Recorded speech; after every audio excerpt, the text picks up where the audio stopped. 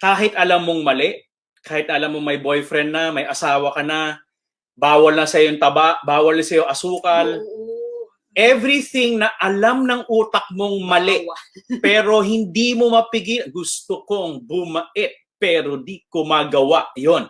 Pag nandun ka na sa mode na yon, your black dog is already very, very strong.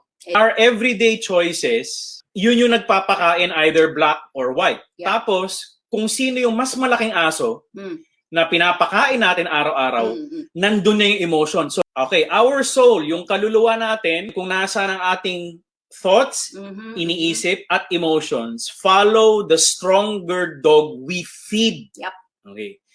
Yung pinapakain mo araw-araw, yan. Diyan sumusunod. So, pag malaki na yung black dog mo, kahit alam mong mali, kahit alam mong may boyfriend na, may asawa ka na, bawal na sa'yo yung taba, bawal na sa'yo asukal, everything na alam ng utak mong mali, pero hindi mo mapigil, gusto kong bumait, pero di ko magawa. Yun.